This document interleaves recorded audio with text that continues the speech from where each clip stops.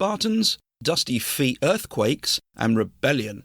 Join me as I try to unwrap the mystery of the Helot on the Ancient History Hound podcast.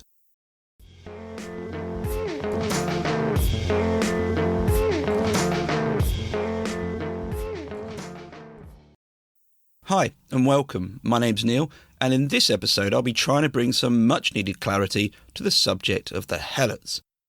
These were the agricultural labourers of Sparta, and as you'll hear, they were essential to the Spartan state. I'll be examining what the sources said about them and even why we need to weigh these accounts up, but I'll also be considering where they came from, what they did, how they did it, and how it ended. You can find episode notes on my ancientblogger.com website. These include a reading list with all the sources I've used, a transcription, and maps, images, and, well, just about anything else which will help you get a bit more out of the episode. And if you're listening to this on a platform where you can give a rating or review, then please do. For example, Spotify allows you to rate this show and also leave a review for the episode. I know I say it on each episode, but this is crucial for an indie podcaster such as myself. Any spare change I have goes into new books and sometimes upgrading equipment. Marketing is, well, pretty much over to you. It's word of mouth. And if you're a returning listener, thanks. I really appreciate you coming back. And if you're new, well, there's a bit of a back catalogue and I hope you find something else there to listen to.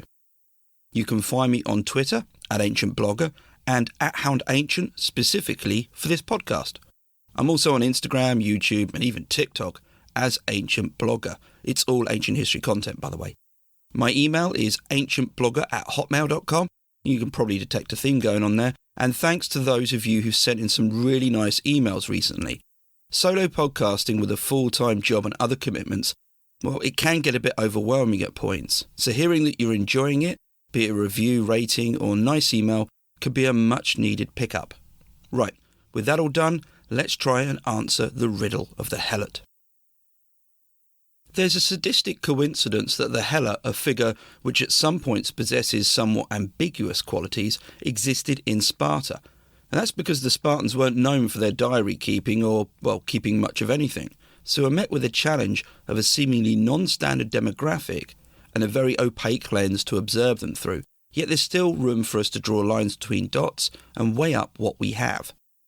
I'll start with a certainty, a rarity with the Helot, and this concerns where the Helot was to be found. I'll put a map up on the episode notes to help, by the way, but we're focused on the southern Peloponnese. Here you have two regions with the Taygetos mountain chain dividing them. On the eastern side was a region known as Laconia. It was a large river valley with the Helots River and the famous city of Sparta. On the western side of the mountains was Messenia, or rather, a region which later became known as Messenia, and I phrase it that way because prior to the 5th century BC, it's not exactly clear what it had been called. We first meet a city called Messene in Homer's Odyssey when a young Odysseus travelled there to collect a debt. Apparently, men from Messene had nicked around 300 sheep from Ithaca, and it was in Messene that Odysseus received the bow he became famous for. But in this context, Messene isn't a region, it was a city.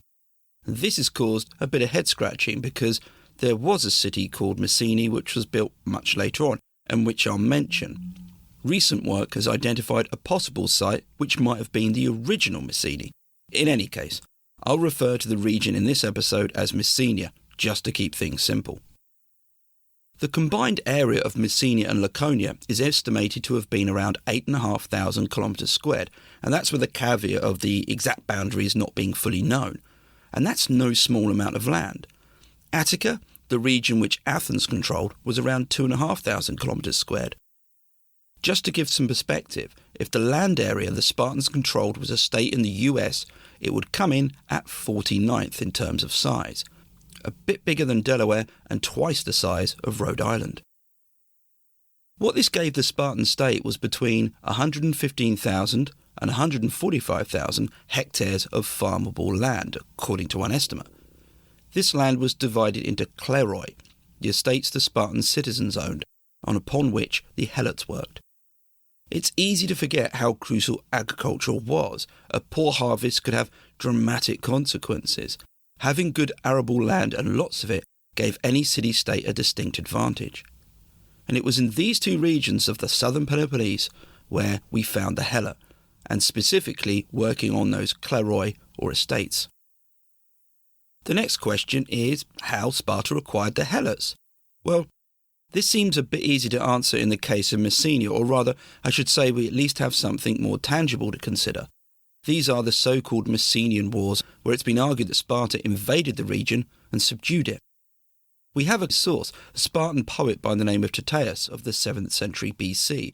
He commented that King Theopompus had fought a 20-year war and finally won. Following this, the Messenians now had to give up half their farm crop to Sparta and take part in mourning for senior Spartans. Certainly the first comment reflects a characteristic of helotry, namely that Helots created produce for their Spartan masters. However, Tyrtaeus did not use the word helot, though with that said we don't have much of his work which has survived. Later sources, such as Ephorus in the 4th century BC, supplied a more complex narrative involving uprisings, civil tension, with ultimately the same result: military conquest of Messenia by Sparta. However, there's little we actually know of the mechanics to it all. Did Sparta fight against a singular entity, or was this really a gradual absorption of parts of Messenia over time? We just don't know. But what the sources offer up is that Sparta had acquired Messenia by force. Exactly how you get from that point to a subjugated population working the land is left to guesswork. The often cited conclusion that suddenly the conquered people were turned into helots, well, it's not as practical as it sounds, but as I said, we don't have much in the way of evidence to help us draw more detailed conclusions. Messenia wasn't the only place where we find helots. There were Laconian helots as well. The notion of Laconian helots might seem almost counterintuitive. If the Messenian helots had been sourced through the conquering of their lands, as was understood at the time, how did he explain the Laconian ones? Antiochus of Syracuse, who dated to the late 5th century BC, provided an account which neatly linked both Laconia and Messenia.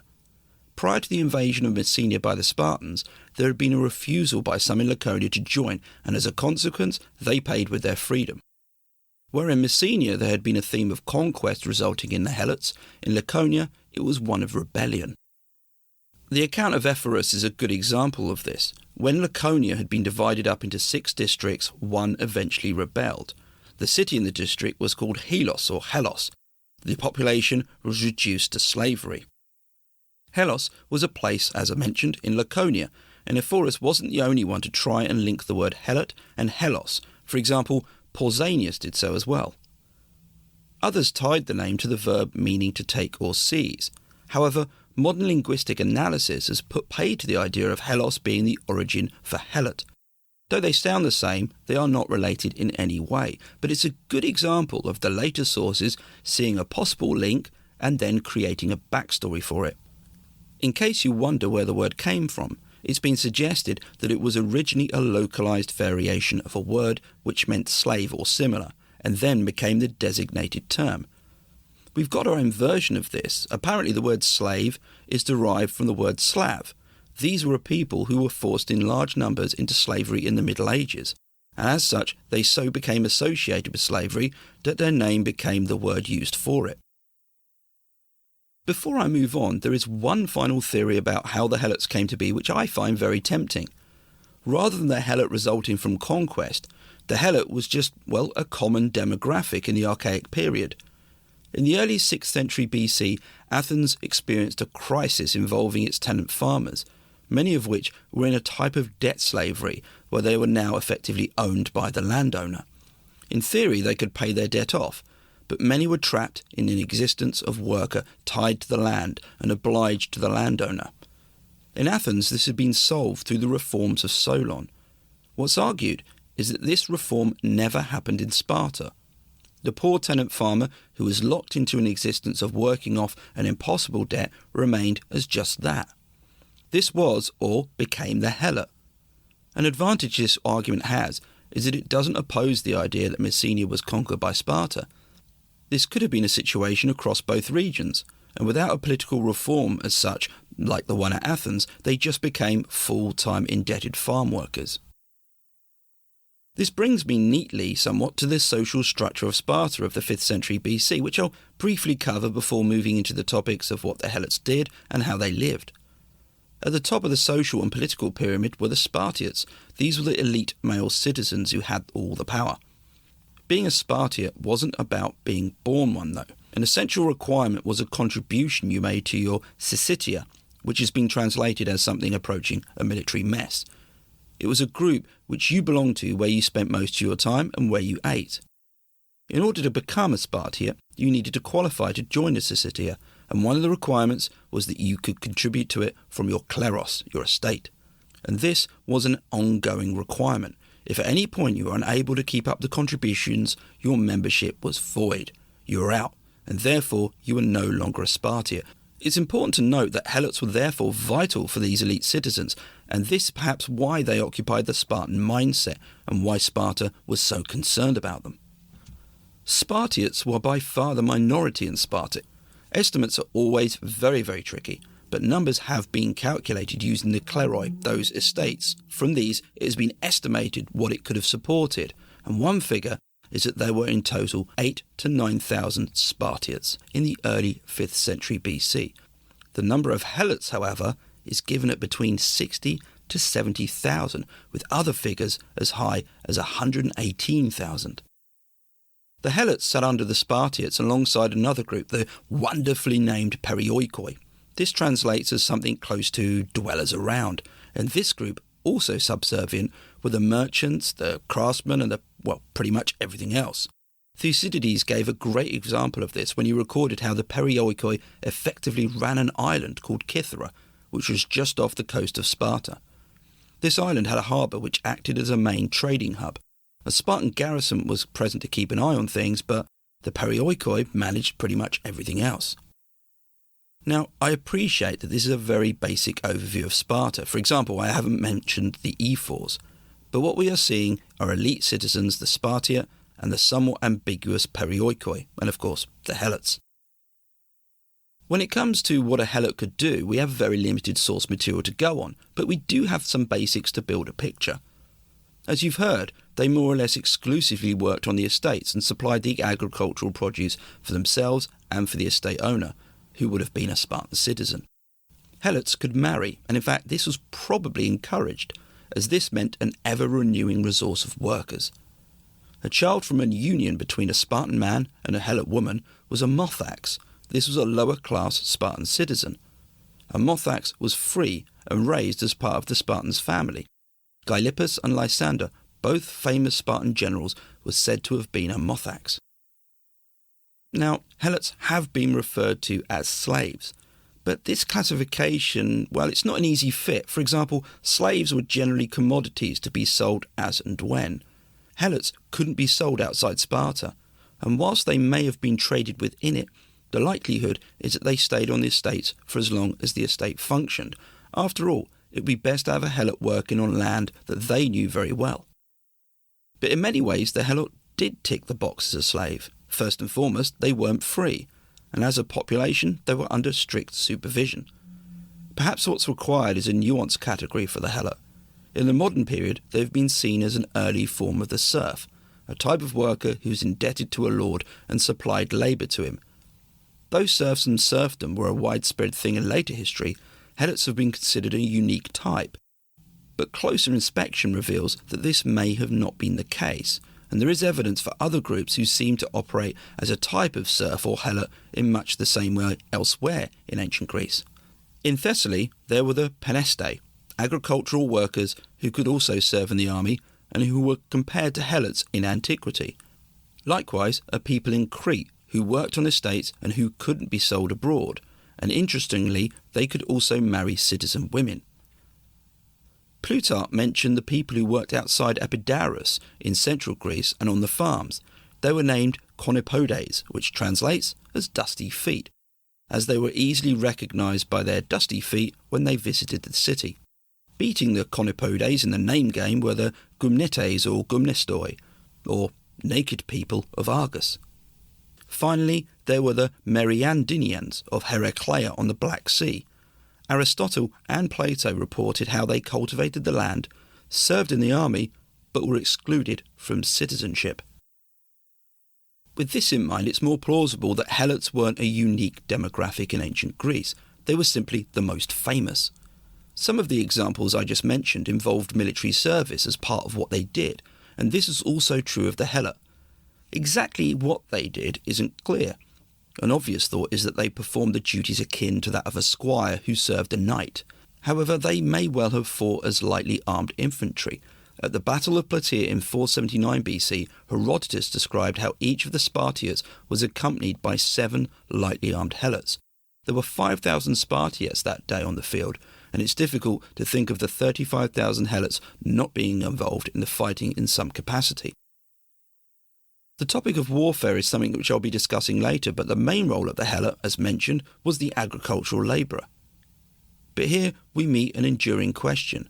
How were the Helots overseen in their daily roles? The chloroi upon which they worked weren't novelty allotments for the village fair. They were crucial. As previously mentioned, a Spartiate whose kleros failed to provide the necessary produce could lose membership to his syssitia. It almost seems nonsensical that you'd trust the keys to your elite status to those who you were actively oppressing. In Laconia, we could suppose that the possibility of a surprise inspection kept Helots on their toes, given that this was the region where Sparta was located and where the Spartiates would have been active. The furthest chloroi may have been up to 30 kilometres, 18 miles, to the south, a plausible trip. And there's also this sense fostered that Laconia had a more loyal Helot base, or at least those who understood their responsibilities and accepted their situation, even if they weren't happy. It's easy to project a modern heroic film narrative backwards and question why they didn't rebel, but I suspect the reality made this a far more difficult thing.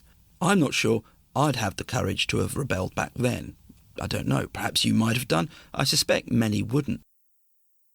But Messenia was different. The chloroi in the west could be as far as 70 kilometres, 43 miles, and this also involved in going over the mountains or through a pass. This was a very different proposition.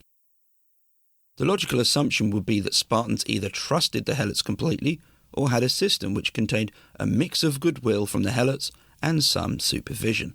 This leads me to a word I've dreaded saying, so apologies for my pronunciation, monoimenoi.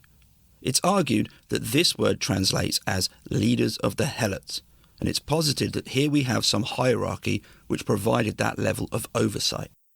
If we didn't have this word available, I'd expect there to be a case made for such a position, and it also aligns with the survey work done in Messenia. According to the Pylos Regional Archaeological Project, the Helot communities which worked on the chloroi there were grouped communities.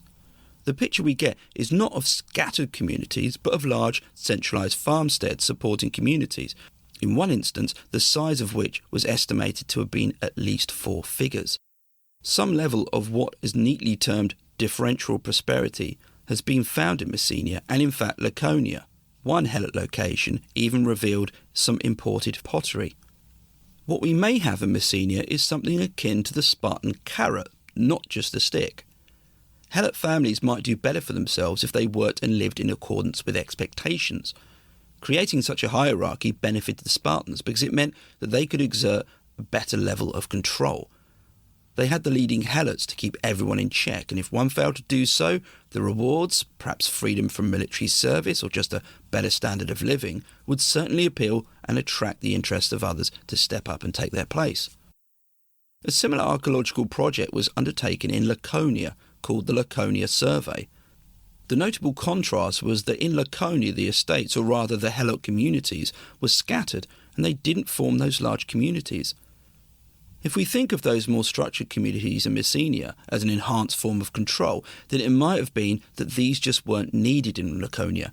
Helots there perhaps realised that a Spartan force could be upon them far quicker, and this, as well as possible incentives, kept them controlled. How then were Helots treated, or how were they controlled? Thucydides reported a horrific action undertaken by Sparta against its Helots. Following a defeat at Pylos, which I'll come to shortly, Sparta put out a proclamation asking for those Helots who thought they'd served Sparta best on the battlefield to come forward and receive freedom. 2,000 Helots were said to have responded to the call, and these were executed. Thucydides fails to explain exactly how this happened, and it's easy to see it as just an anti-Spartan tale. But it's not unbelievable. There is, after all, a horrible logic to it all. Sparta at the time was really concerned that the Helots would rebel, and those who had military experience would pose the most danger. So why not find a way to identify them, and it would also reveal those who fancied taking a grab at their freedom.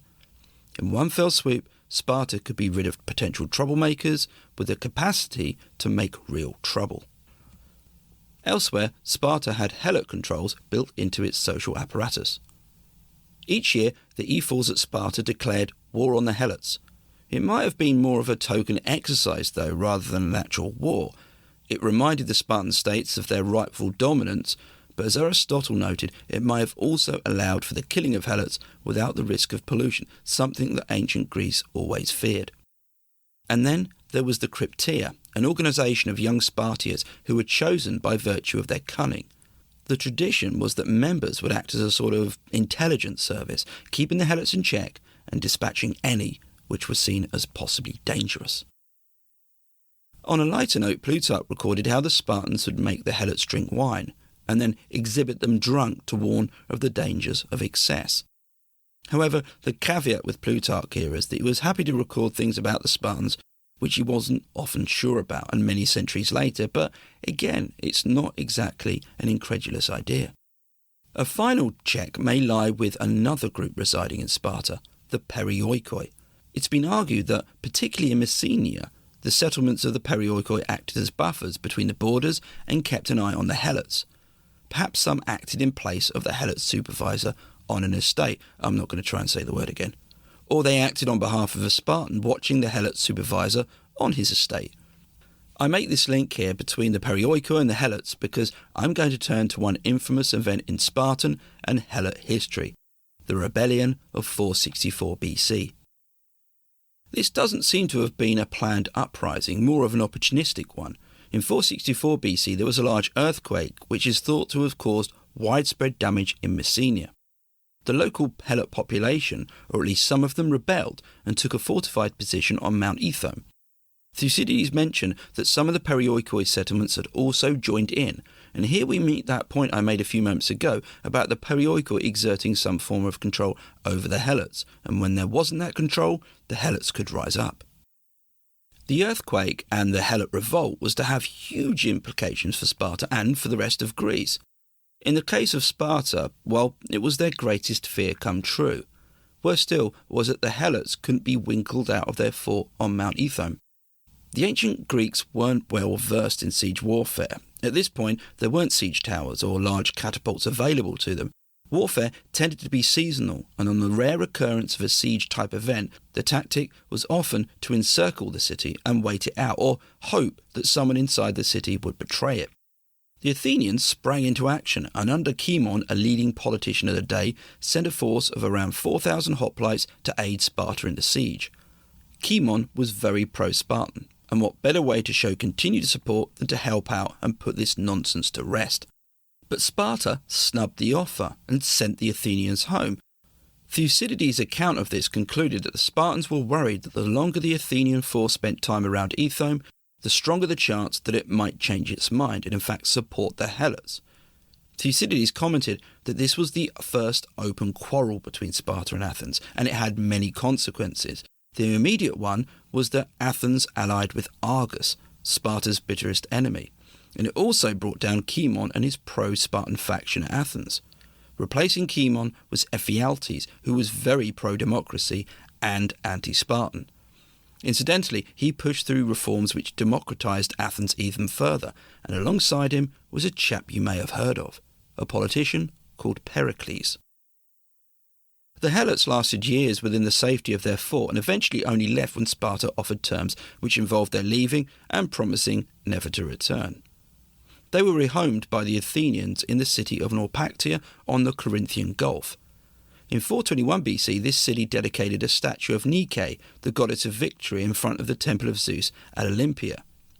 Known as the Nike of Paeonios, it stood on a tall column and must have been seen by the thousands who attended the sanctuary. Any Spartan may have given it a wide berth because the inscription on the column explained that this was dedicated by the Naupactians and Messenians from the spoils won over their enemies. The victory mentioned here doesn't seem to have been the rebellion against Sparta. Instead, it probably referred to a much more recent victory, and one which again was the stuff of Spartan nightmares, but it also involved Helots in a slightly different way. In 425 BC, Sparta and Athens were at war, the famous Peloponnesian War, technically the Second Peloponnesian War, and one which Thucydides wrote a history of.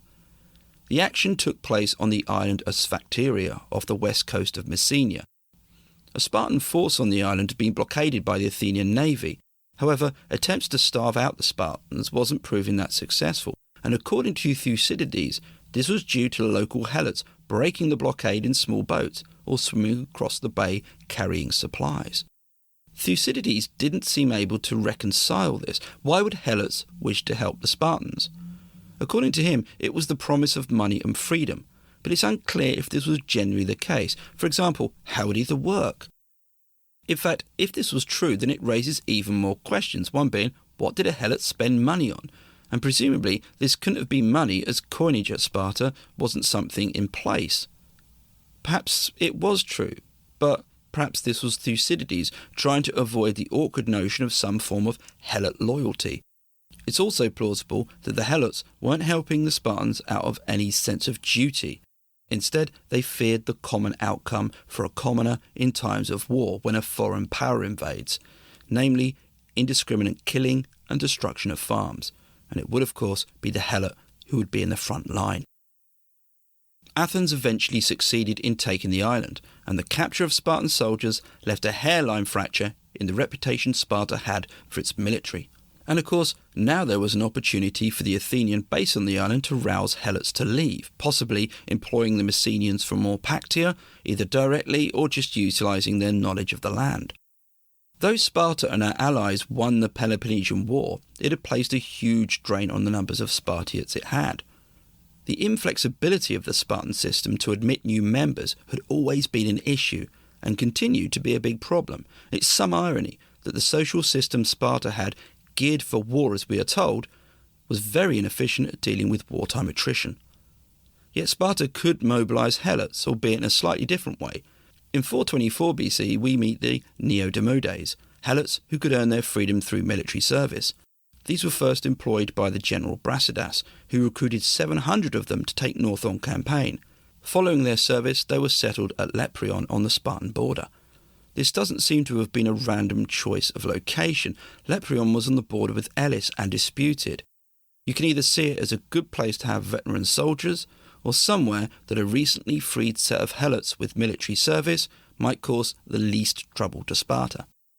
After the Peloponnesian War, this policy continued. When the general Thebron took 5,000 troops to fight Persia in Ionia, his force contained 1,000 soldiers described by Xenophon as emancipated Helots.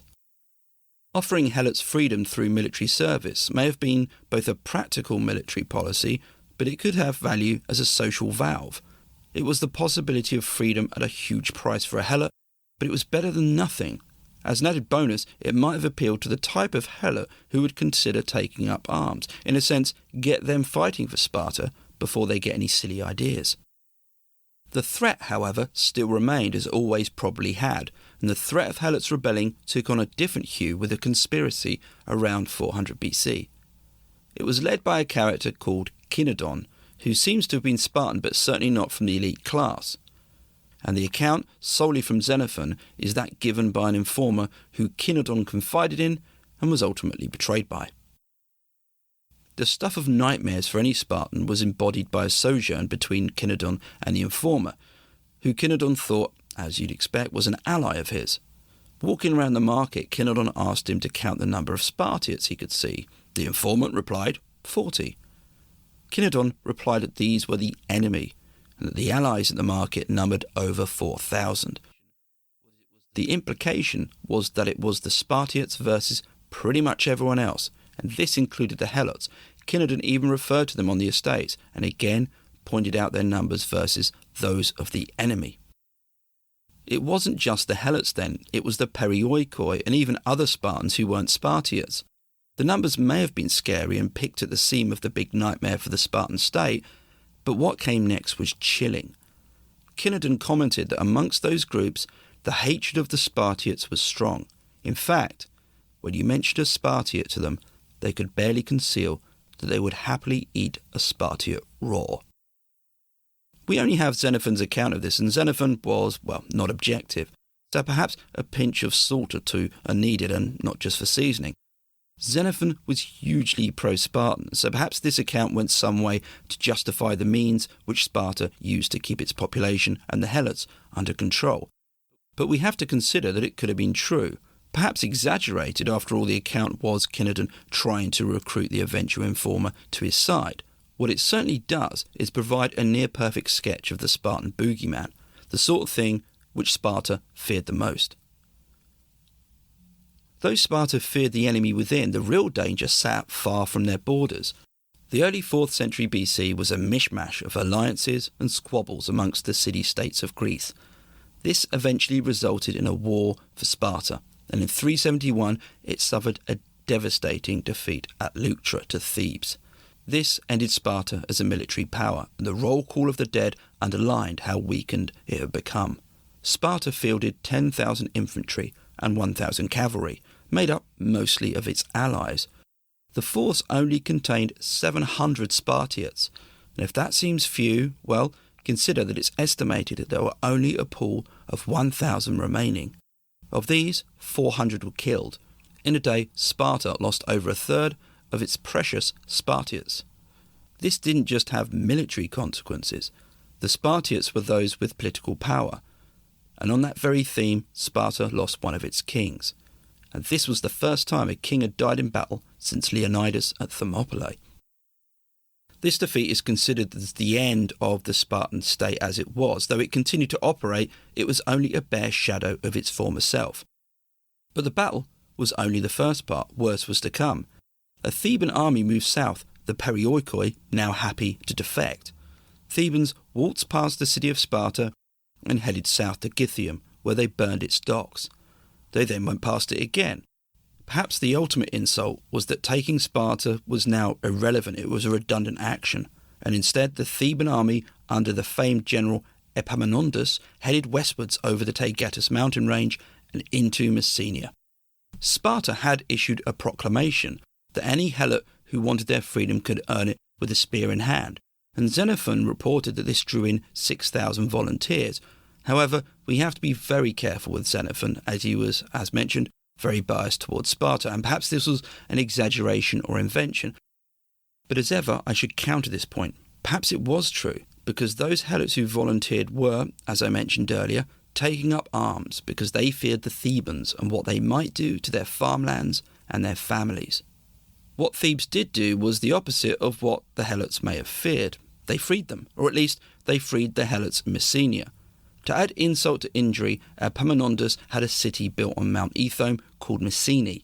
It had a circuit of 9 kilometres of walls, and Messenians from all over Greece and even from North Africa returned to it. For the Helots in Laconia, things were never the same. The whole social structure had been reduced to gaps. We know that Helots still worked there, as there is mention of them when the general Pyrrhus passed through. But given their main function, it's easy to see how they were now even more invisible. And likewise, Sparta, the once great city-state, faded into obscurity.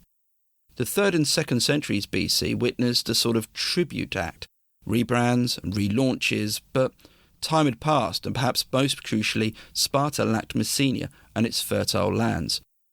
The establishment of Messene in 369 BC brought with it a new fascination of the Helot, and some of the sources of this time, such as Ephorus, wrestled with how it had all come about. It's interesting that the sources from earlier, the likes of Thucydides, Herodotus and Tyrtaeus, didn't concern themselves with this. Perhaps for them the Helot was a thing like many other things which just didn't need explaining and weren't that important. In the 4th century BC, you have an understandable shift in the context of interest about the Helot. It's been argued that the 4th century BC was when the backstory of the Helot and the Messenian identity were invented. This creates an issue when trying to understand the Helot. Sources in the 4th century BC and later may pick up on what they knew of the Helot in their own times and reasoned that this was always as it had been. I go back to the example of the sources trying to link Helos and Hela because, well, it sounded the same, so there had to be a link. This was added to in the later centuries. Pausanias, another source who dated to the 2nd century AD, may have incorporated versions of the Hela which existed in the 3rd and 2nd centuries BC in his works. So with all this considered, we have lots of opinions and ideas, and possibly some using sources we don't know of, but what's missing is something concrete from the archaic period, or even a discussion of the Hela from the classical one that goes into any depth about where they came from, what they did, the sort of details we need. And there's always the hope that perhaps one day something will be discovered which will fill those gaps. And on that hopeful note, I come to the end of the episode. I hope you've enjoyed it. I don't know if people generally listen to this end bit. After all, you're probably just lining up your next podcast. But in any case, thanks again for listening. And if you get the chance to rate or review, please do. More importantly, though, take care of yourself. And until next time, stay well.